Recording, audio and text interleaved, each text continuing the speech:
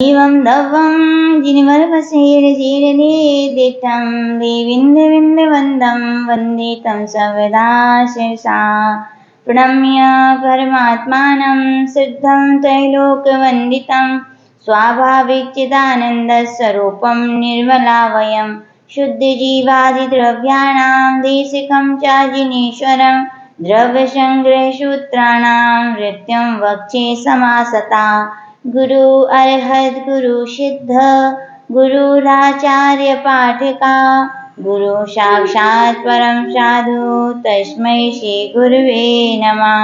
विरागाय नमो नमः। विराग शूर्ये नमः। अनंत आनंद सिद्ध परमेश्वरी भगवानी की, देवादिदेव श्री आदिनाथ भगवानी की, परम पूज्य आचार्य श्री श्री नेमिचंद जी सिद्धांति देव महामुनि राज की, परम पूज्य गुरुनाम गुरुदेव आचार्य श्री श्री विमल सागर जी महामुनि राज की, परम पूज्य गुरुनाम गुरुदेव आचार्य श्री श्री सन्मति सागर जी महामुनि राज की, परम पूज्य बुंदेलखंड के प्रथमाचार्य युग प्रमुख शिवणाचार्य गणाचार्य गुरुदेव 108 श्री विराट सागर जी महामुनि राज की। हम सभी यहाँ पर माँ जिनवाणी के शरण में जिनेंद्र भगवान के द्वारा प्रतिपादित उन पावन मोक्ष मार्ग के पथकों के लिए पाथेय प्रदान करने वाले ग्रंथराज श्री बृहद्रष्टक ग्रंथ, उस पर आचार्य श्री ब्रह्मदेव सूरी द्वारा लिखित जो संस्कृत व्याख्या है उसकी टीका यहाँ पर हम सभी सुन रहे हैं, समझ रहे हैं। और वास्तविकता में मोक्ष मार्ग के पथिक पहला चरण है। पहले चरण में आचार्य भगवान कह रहे हैं कि हे उपादेय दोनों का ज्ञान होना चाहिए। आचार्य भगवान बृहद्रष्टक संग्रह ग्रंथ में 6 द्रव्यों का यहाँ पर वर्णन किया है। 6 द्रव्यों में हमें अपने निज अस्तित्व को पहचानना है। जो निज जीव तत्व है उसको ही उपादेय मानकर उसकी आराधना करनी है। और किसी भी वस्तु की प्राप्ति के लिए जितना उपादेय तत्व जानना जरूरी है तो उतना हे तत्व जानना भी जरूरी है। 6 द्रव्यों से मिलकर बना ये लोक, और उस लोक में सारभूत है तो हमारी शुद्ध एक आत्मा है। और उसके अलावा जितने भी भले ही वे चेतन भी क्यों ना हो, वे भी पर ही हैं। उनसे भी रहित अपनी जो शुद्ध आत्मा है उसके संबंधी ज्ञान को कराने वाला ये बृहद्रष्टक संग्रह ग्रंथ है। यहाँ पर आचार्य भगवान पहले अधिकार में जीव के 9 अधिकारों की व्याख्या कर रहे हैं, जिसमें आचार्य भगवान ने जीवो ओवोग मोह अमूर्तिकत्ता 4 अधिकारों का कथन कर दिया है। जीव भी है जो चार्वाक मत के खंडन के लिए कहा, जीव उपयोगमयी भी है ये न्यायिक मत के खंडन के लिए कहा। फिर वहां पर अमूर्ति यानी जीव क्या है, मूर्तिक भी है, ऐसा वहां पर चार्वाक और भट्ट मत के खंडन के लिए आचार्य भगवान ने कहा। और हमने पिछली गाथा में पढ़ा कि आत्मा क्या है, कर्ता भी है, क्योंकि सांख्य मत वाले सर्वदा आत्मा के लिए अकर्ता मानते हैं। ऐसी सुंदर सुंदर व्याख्याएं अपन ने यहाँ पर सुनी। कल अपन ने कर्ता अधिकार में यही सुना था कि कितने भी पदार्थ हों, हैं तो रहें, वस्तु है, लोक है, लोक 6 द्रव्यों से मिलकर बना है। पौद्गलिक द्रव्य भी एक मूर्तिक है जो चारों तरफ दिखाई दे रहा है। तो आचार्य भगवान ने कहा था कि दिखाई देना एक अलग बात है, लेकिन अनुरूप परिणमन नहीं करना ये अपने हाथ की बात है। बार बार यही बात कर रहे हैं, वस्तु और व्यक्ति जो जो दृष्टिगोचर हो रहे हैं वे पराये हैं, लेकिन अपनी है तो क्या है, वो परिणति है। उसके लिए अपन को संभालना चाहिए। गुरुदेव कहते थे एक बिगड़ने से बिगड़ते हैं और संभलने से संभलते हैं। वे यदि कुछ तीनों लोकों में यदि कोई है तो वे क्या है, निज के भाव हैं। इनको ही अपन बिगाड़ेंगे तो ये बिगड़ जाएंगे और संभालेंगे तो संभल जाएंगे। बाकी अपन दूसरे दुनिया की चीजों को यदि बिगाड़ने की संभालने की कोशिश करें तो निश्चय ने से आचार्य भगवान ने कहा था कि एक द्रव्य दूसरे द्रव्य का कुछ नहीं करता है, लेकिन व्यवहार ने ऐसे अपन ने सुना था यहाँ पर कि जीव अपने रागादि परिणामों के कारण द्रव्य कर्म और 9 कर्म का भी करता है। अशुद्ध ने से जीव अपने रागादि विकारी परिणामों का भी करता है। एक देश शुद्ध निश्चय ने से आचार्य भगवान ने कहा था कि अपने जो छद्मस्त अवस्था में शुद्धोपयोग रूप आत्मा के अनंत ज्ञान आदि भावनात्मक रूप जो शुद्ध परिणति उसका भी करता है। और शुद्ध निश्चय ऐसे यानी कि जब कर्म क्षय हो जाते, छायक भाव की जनक जो केवल ज्ञान आदि जो आत्मा के गुण प्राप्त होते हैं, जो सुख प्राप्त होता है, अनंत सुख और अनंत अपनी जो शुद्ध आत्मा की परिणति उसका भी आत्मा क्या है करता है, ऐसा हमने कहा था। लेकिन अन्य प्रकार से और भी एक द्रव्य उपादान रूप से करता नहीं है। किस रूप से नहीं है? निमित्त नैमित्तिक, निमित्त रूप से तो करता है लेकिन उपादान रूप से करता नहीं है। आज की दुनिया में कई ऐसे, सांख्य मत तो बहुत दूर की बात हो गई, जैन दर्शन में ही कई ऐसे लोग हो गए जो इस अनेकांतवाद के सिद्धांत को ना जानने के कारण एक द्रव्य दूसरे द्रव्य का कुछ नहीं करता, बस ऐसी व्याख्याएं कर रहे हैं, स्पष्ट व्याख्या नहीं करते कि उपादान रूप से करता नहीं, ये तो सभी मानते, लेकिन वो निमित्त रूप से भी करता नहीं मानते हैं। और निमित्त रूप से करता नहीं मानते तो उनके लिए जैसे अशुभ क्रियाएं हे हैं, वे पुण्य क्रियाओं को भी क्या मानने लगे हैं? हे मानने लगे हैं। जैसे असोपयोग हे है, वैसे सोपयोग को भी हे मानने लगे हैं। लेकिन पूज्य गुरुदेव कहते भैया लक्ष्य शुद्धोपयोग का है और अशुभोपयोग से हटना है। अब शुद्धोपयोग में जा नहीं पा रहे, असुपयोग के गड्ढे में गिरना नहीं है, तो शुभोपयोग में तो क्या भैया लगनी पड़ेगा, लगना पड़ेगा कि नहीं? जरूर लगना पड़ेगा। तो जिनका ये मत है कि सर्वथा ही शुभोपयोग है, उनकी ये क्या है? गलत धारणा है। सर्वथा शुभोपयोग है नहीं है, लेकिन जब तक अपन शुद्धोपयोग में जब पहुंच जाएंगे तो शुभोपयोग अपने आप है हो जाएगा। क्या हो जाएगा? जब व्यक्ति आगे कदम सीढ़ी पर बढ़ा देता है तो पीछे की सीढ़ी तो अपने आप छूट जाती है।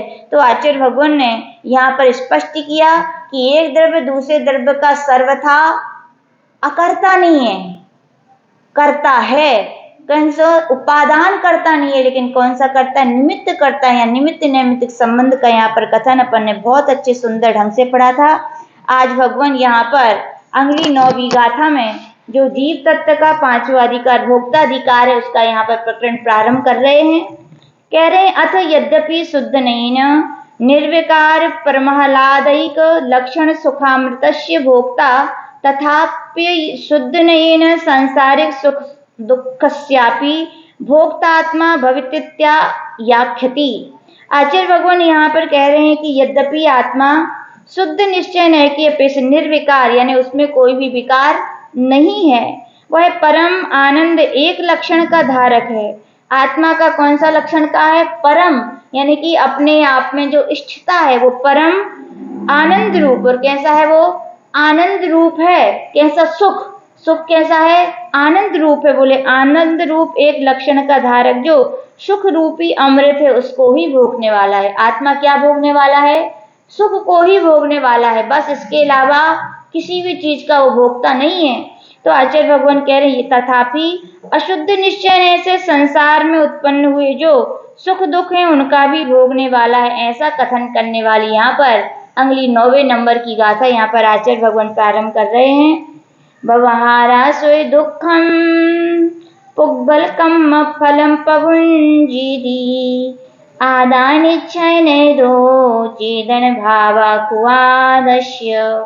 आचार्य भगवान कह रहे हैं आदा यानी आत्मा, व्यवहारा व्यवहार न से सुख दुख रूप पुद्गल कर्मों का भोगता है। कौन से कर्मों का भोगता है? सुख दुख रूप, यानी कि सुख दुख रूप कहाँ से आए, कहाँ से कर्म उदय आते? तो ऐसी कहानी है, फसल कहाँ से आई? बोले कहाँ से आई बताओ? अपने आप आई क्या? क्या किया गया था? पहले बीज बोए गए थे। जो करता था जिस प्रकार के बीज बोए थे तो वही भोगता होगा और उसी प्रकार के फलों का भोगता होगा। यहाँ आचार्य भगवान कह रहे हैं कि जीव ने पहले जो द्रव्य कर्म बांधे थे रागादि परिणाम करके, उन्हीं का वो क्या है यहाँ पर भोक्ता कहा गया है। और कह रहे हैं कि पुग्गल कम्म फलम पभुंजेदी, सुख दुख आदि जो पौद्गलिक द्रव्य कर्म है उन कर्मों का क्या है?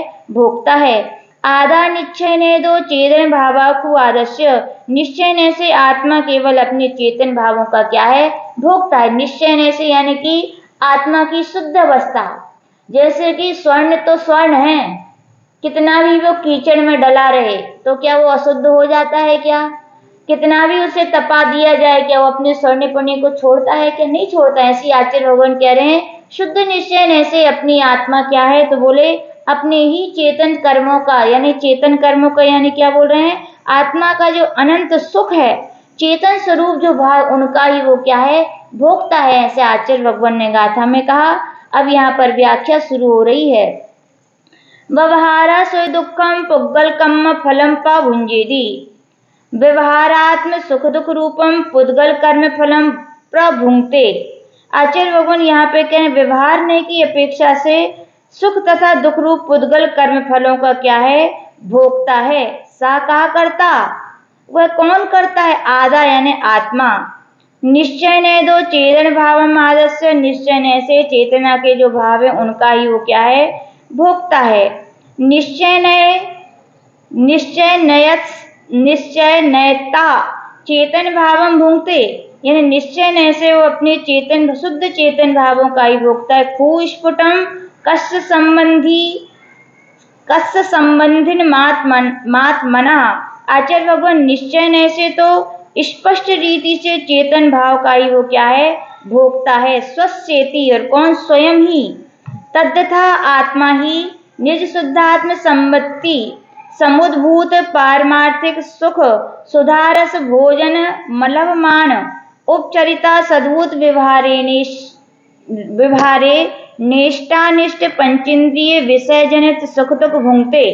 यहाँ पर आचार्य भगवान तो कह रहे निश्चय ऐसे अपन आत्मा जो क्या है, अपने आत्म चेतन स्वभाव का ही क्या है यहाँ पर भोक्ता का है। लेकिन कह रहे हैं जब निज शुद्धात्म संवृत्ति से उत्पन्न हुआ जो पारमार्थिक सुख रूपी सुधा रस का भोजन है, वो अलग मान। जब जीव अपनी शुद्ध परिणति में नहीं होता, या कहें जब संसारी अवस्था में होता है, तो क्या निज शुद्धात्म संवृत्ति से उत्पन्न जो पारमार्थिक सुख है, जो अमृत है, उसको प्राप्त नहीं होता। जब भोजन प्राप्त नहीं होता तो वो क्या करता है, तो आचार्य भगवान कह रहे हैं उपचरित अशद्भुत व्यवहार नय से इष्ट अनिष्ट पांचों इंद्रियों के विषयों से उत्पन्न सुख तथा दुख को क्या है, भोगता है। किसको भोगता है, सुख दुख। कौन से नय से कह रहे, उपचरित अशद्भुत व्यवहार नय से किसको भोगता है, इष्ट अनिष्ट पांचों इंद्रियों के विषयों से उत्पन्न सुख तथा दुख को भोगता है। ऐसा यहाँ पर आचार्य भगवान कह रहे हैं कि जितने भी पंचेंद्रियों से जो इष्ट हैं, अपन के लिए राग अच्छे लगते हैं पंचेंद्रियों के विषय, और जो अनिष्ट हैं, यद्यपि कहा जाए पंचेंद्रियों के विषय इष्ट और अनिष्ट नहीं है, उनका तो जैसा स्वभाव है सो है। नीम, अब आप भली कहो कि हमें खराब लगती है, लेकिन किसको अच्छी लगती है, ऊंट को। जैसे आपको रसगुल्ला आ जाए तो सारा भोजन फैल है उसके आगे, ऐसे ही ऊंट के लिए क्या कर दिया जाए, केवल नीम रख दी जाए तो वो कुछ भी खाना पसंद नहीं करेगा। तो आचार्य भगवान कह रहे यद्यपि पदार्थ इष्ट अनिष्ट नहीं है, लेकिन अपनी जो परिणति है अपन क्या करते हैं, हमारे अनुकूल होता है तो हम राग करते हैं, इष्ट वस्तुएं लगने लगती हैं, और जब वे ही वस्तुएं प्रतिकूल होती हैं तो हम उनमें क्या कर लेते हैं, द्वेष कर लेते हैं। तो आचार्य भगवान के इंद्रियों के विषयों से उत्पन्न सुख दुख को क्या है, भोगता है। ये जीव क्या करता है, सुख दुख आदि का भी क्या है, भोगता है। यहाँ पर कहा गया तो आचार्य भगवान कह रहे कौन से ने से कहा यहाँ पर, उपचरित अशद्भुत विवाह ने से सर्वथा जीव इनका भोगता नहीं है। ये बात ध्यान रखना, सुख दुख का अपन भोगता है क्या, पंचेंद्रियों के भोगता है क्या, पंचेंद्रियों में है ही क्या बताओ। पंचेंद्रियों में जिनमें अपन सुख मानते हैं, क्या उनमें सुख है, आचार्य भगवान कह सुख है ही नहीं, सुखाभास है। पंखा ही ले लो, कूलर ले लो, एसी ले लो, बोलते एसी बहुत अच्छी लगती है, कैसी लगती है। अब एसी ना ले, क्योंकि एसी में तो दोनों सिस्टम है, गर्म भी हो जाता ठंडा भी हो जाता। अपने पंखा अच्छा है देसी, पहले के जमाने को।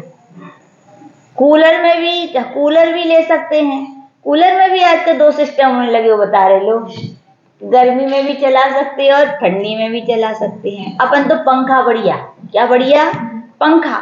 बोले पंखा कोई व्यक्ति कहे कि हमें ये हमारे लिए ठंडी ठंडी हवा देता है, तो मैं उसके द्वारा उस ठंडी हवा को भोगता हूं, इसलिए मुझे क्या आता है, आनंद आता है। अच्छा, एक काम करो, ठीक है, अब भाई लग जाने दो दिसंबर को महीना, ठीक है, दिसंबर का महीना लगेगा तो फिर पंखा क्या होगा, कोई महाशय आके क्या कर देंगे, चालू कर देंगे। लेकिन ध्यान रखना, कहाँ चालू करना, श्रावक ही करें अपने लिए, साधुओं के लिए ना खोल दें। कई लोग बोलते हैं माता जी आपके लिए नहीं खोला, वो तो हमने अपने लिए खोला है। तो हम तो कहते हैं कमठ ने पारसनाथ भगवान के ऊपर बड़ा उपसर किया था तो बड़ा उपसर करता है, लेकिन ध्यान रखना साधुओं के कमरे में भी जाके यदि आप उनकी त्याग है उनका, और यद्यपि सभी साधुओं का नियम है, क्या है, षटकाय के निकाय के जीवों के हिंसा के त्यागी क्या पंखा चालू कर सकते हैं या करवा सकते हैं, या कोई कर दे तो क्या चालू रहने देंगे? नहीं भैया, नहीं रहने दे सकते। क्यों? नव कोटि से त्यागी हैं, मन से भी, वचन से भी, काय से भी, कृत से भी, कार्य से भी अनुमोदन। वे तो कभी ऐसा नहीं चाहेंगे।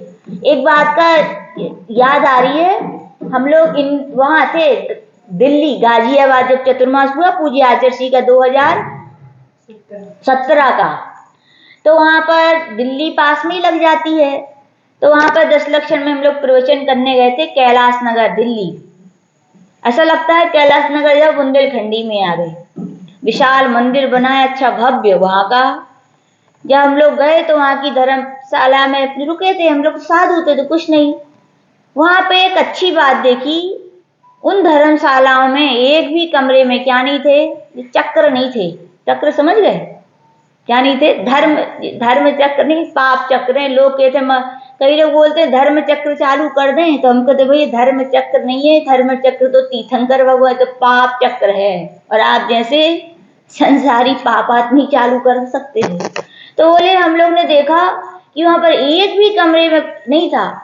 तो ऐसी बात निकल गई किसी बात पर, तो वहां के अध्यक्ष जी बोले माता जी हम लोग का तो नियम है, बोले हम लोग का नहीं, जब तक हम लोग जीते जी हैं, जब तक हम समाज में हैं, यहाँ के अध्यक्ष हैं, कुछ भी हैं, तब तक हमारे होते हुए साधुओं के यदि धर्मशाला है, संत भवन, धर्मशाला नहीं उसका नाम संत भवन रखे थे।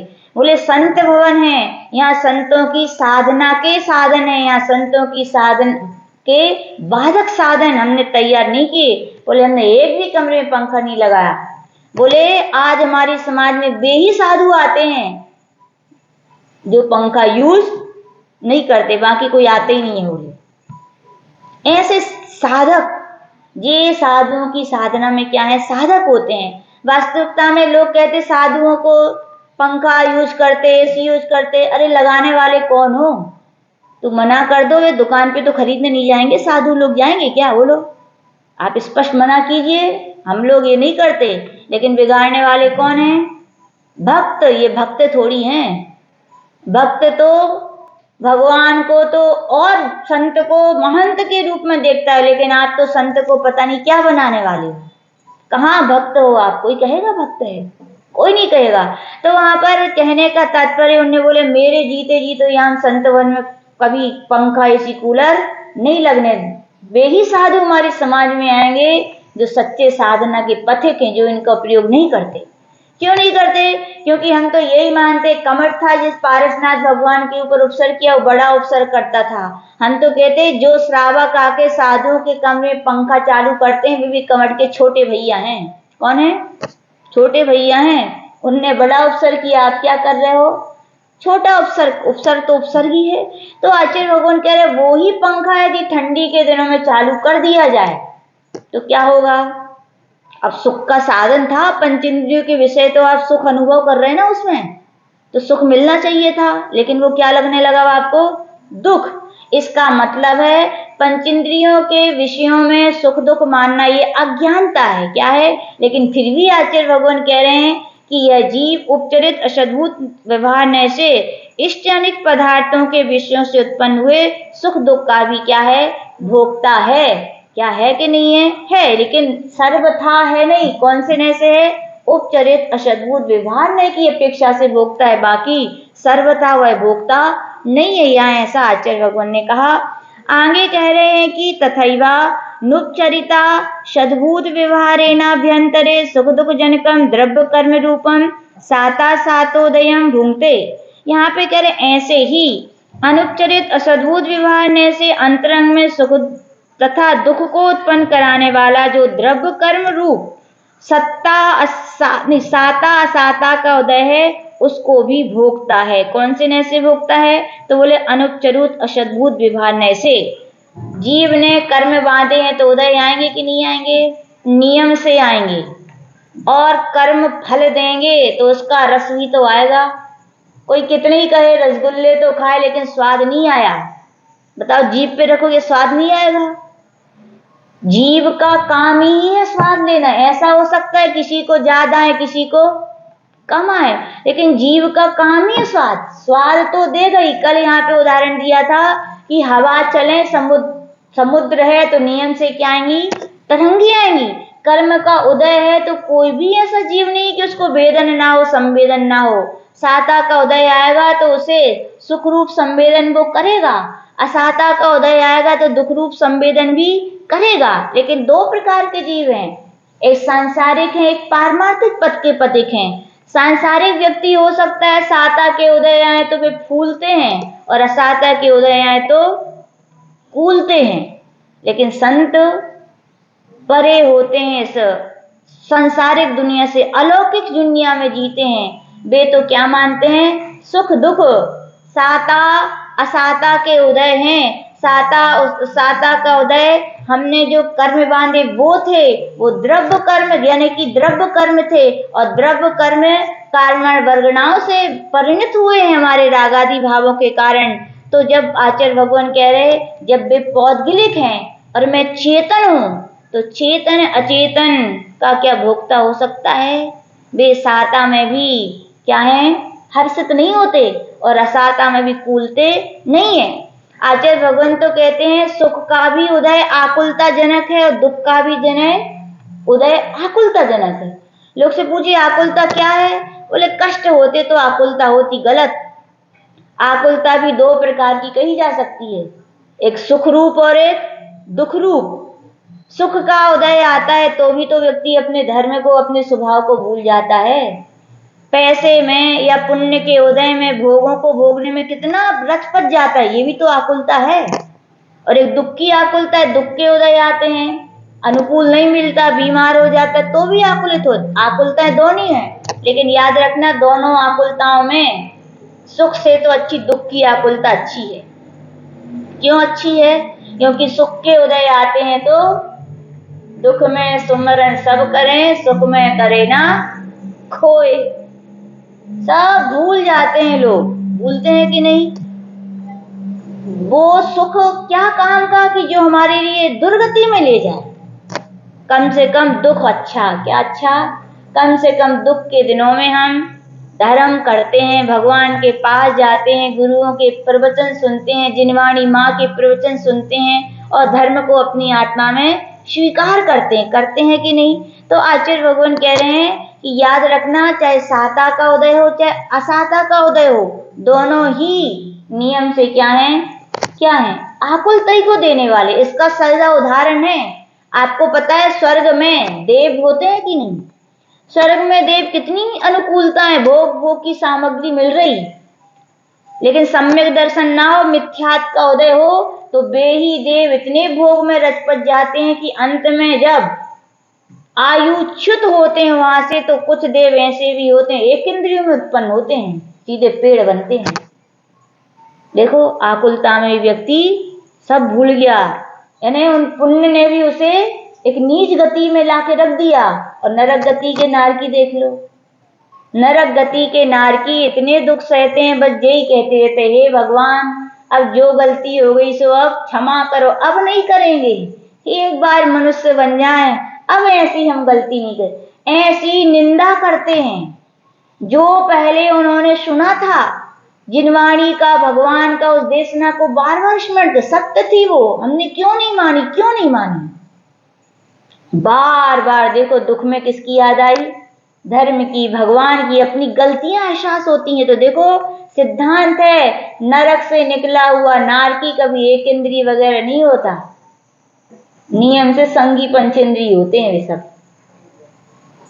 होते हैं कि नहीं? यानी कि कहने का तात्पर्य सुख की आकुलता से व दुख की आकुलता भी ठीक है कि नहीं है? कम से कम अपन भगवान के पास तो रहते हैं, धर्म के पास तो रहते हैं, पूजा करते हैं, पाठ करते हैं, सुख के दिनों में तो सब भूल जाते हैं। तो लेकिन संत जन जो बहुत ऊंची साधना के साधक होते हैं, वे साता के उदय को रसाता के उदय को न फूलते हैं असाता में, न साता में फूलते हैं। वे दोनों को कैसा मानते हैं? एक समान मानते हैं। और क्या रखते हैं? समता रखते हैं। क्या रखते हैं? गुरुदेव जब हम लोग ललितपुर में थे तो बहुत सुंदर स्वाध्याय चलता था, तो आचार्य जी ने बहुत अच्छी लाइनें वहां पे कही थी, आज भी वे स्मरण है। क्या कहा था? समता अकेली, सुख दुख की सहेली। कहने को तो बहुत छोटा है, लेकिन वास्तविकता में पूरे साधना जीवन का प्राण है। यदि ये दो लाइनें यदि संतों को याद रही, समता अकेली, सुख दुख की सहेली, तो कहा जाता है वो सम्यक दृष्टिपना भी बना रहेगा, वो साधकपना भी बना रहेगा, वो साधुत्वपना भी बना रहेगा, क्योंकि साधु जीवन का प्राण समता है। और कहा गया सम्यक दृष्टि भवति नीतम ज्ञान वैराग्य शक्ति। सम्यक दृष्टि के पास शक्ति है तो कौन कौन सी है? लोगों के पास कहते हमें लड़वे की शक्ति है, कोई कहते हमें भगवे की, हमें बोलवे की। और संत क्या कहते? भैया हम भी शक्तिशाली हैं, लेकिन लड़वे के लाजे नहीं है, ना बोलने के लिए है, ना अन्य कर हमारे अंदर है। तो कौन सी? ज्ञान और वैराग शक्ति है। जिस ज्ञान और वैराग शक्ति के कारण हम कांटों में भी गुलाब की तरह खिलते हैं। किसकी तरह खिलते हैं? कांटों में भी। सुख के दुख के भी दिन आते हैं तो संत जन क्या रखते हैं? समता रखते हैं। सुख के दिन भी आते हैं तो संत जन क्या रखते हैं? समता रखते हैं। ऐसी समता यदि रखें तो आचार्य भगवान कह रहे हैं कि यहाँ पर आचार्य भगवान कह रहे अनुपचरित असद्भुत विवाह ऐसे सो संसारी जीव हैं जिन्हें अपनी आत्मा का ज्ञान नहीं है, तो वे साता के उदय में सुख का भी वेदन करते हैं और साता के उदय में दुख को भी भोगते हैं। क्यों भोगते हैं?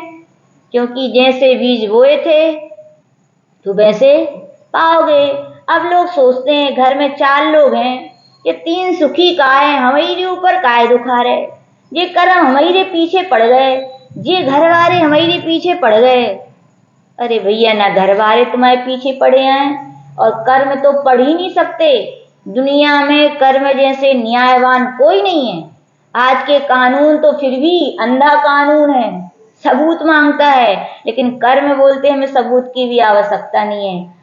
तुम तो यहाँ परिणाम करोगे तुरंत हम बनते हैं। यहाँ तो देर लगती है, पुलिस वाले को खबर हुई है, फिर आएंगे, फिर फिंगर से देखेंगे, ये देखेंगे, वो देखेंगे, और प्रूफ नहीं मिलेगा तो कछु नहीं है। लेकिन कर्म जैसे न्यायवान को नहीं है। कर्म तो कहते हैं तुम करोगे तो जरूर सजा मिलेगी, चाहे तुम आत्मा हो, चाहे तुम परमात्मा हो, चाहे तुम संत हो, चाहे महंत हो, चाहे भगवंत हो। इसी का कारण है कि तीर्थंकरों को भी कर्मों ने नहीं छोड़ा। लोग कहते भगवान बड़े कि कर्म बड़े, तो पूज्य गुरुदेव कहते हैं कर्म बड़े हैं। क्यों? क्योंकि उन कर्मों ने भगवान को भी नहीं छोड़ा। ऐसे अपनी चिंतन की धारा और अपन विषय को कल्पन लेंगे कि आचार्य भगवान यहाँ पर कह रहे हैं कि संत जन होते हैं सर्वथा वो ऐसे सुख दुख का संसारी प्राणी तो वेदन करते हैं, लेकिन जिन्हें शुद्ध आत्मा का ज्ञान हो जाता है, जिनके अंदर ज्ञान और वैराग शक्ति आ जाती है, वे लोग ऐसा अनुभव नहीं करते। फिर तो वे क्या कहते हैं? भगवान क्या आपने यहाँ पे दर्शन पाठ पे एक लाइन ही आती है ना, जिन धर्म विनिर्मुक्तम माँ भवे चक्रवर्त्यपि सा चेतोपि दरिद्रोपि जिन धर्मानुवास। हे भगवान आपके साथ यदि दरिद्र हूं तो मुझे पसंद है, लेकिन आपके चरणों के बिना मुझे चक्रवर्ती का पद भी मिले तो मुझे नहीं चाहिए। क्यों नहीं चाहिए? आप होगे तो संभाल लोगे। कोई वृक्ष के नीचे जाए तो क्या छाया मांगता है क्या? कोई अपने माता पिता के साथ घूमने जाए तो उसको चिंता होती है खाने मिलेगा कि नहीं, कपड़े रखे कि नहीं। ऐसी सम्यक दृष्टि को श्रद्धान होता है भगवान, जहां आपके 2 चरण होंगे, जहां आपकी वाणी होगी, वहां निश्चय से हमारा क्या होगा? कल्याण होगा। जिस भगवान के चरणों के प्रताप से, जिस साधना करने से मोक्ष की सिद्धि हो सकती है, क्या 2 रोटियां नहीं मिलेंगी? अवश्य होंगी। लेकिन भगवान आपके चरणों के बिना चक्रवर्ती पद भी मुझे मिला तो भी मुझे समझाने वाला कोई नहीं मिलेगा, तो मैं क्या हूँगा? नियम से, जैसे शुभम चक्रवर्ती, ब्रह्मदत्त चक्रवर्ती भी कहाँ चले गए? नरक चले गए, तो मुझे भी वहीं भी जाना पड़ेगा। वे भोग भी रोग की तरह मुझे भोग क्या करें? भुजंग की समय मुझे काटेंगे और कहाँ कर देंगे? दुर्गति में ले जाएंगे। तो आचार्य भगवान यहाँ पे यही कह रहे हैं कि संसारी जीव हैं वे अनुपचरित अशुद्भुत विवाहन ऐसे सुख दुख को उत्पन्न कराने वाले द्रव्य कर्म रूप जो साता असाता रूप कर्मों का उदय उसका भी क्या है? भोगने वाला है। इस विषय को अपन कल और अच्छी तरह देखेंगे। जो परम पूज्य गणाचार्य गुरुदेव विराग सागर जी महामुनि राज की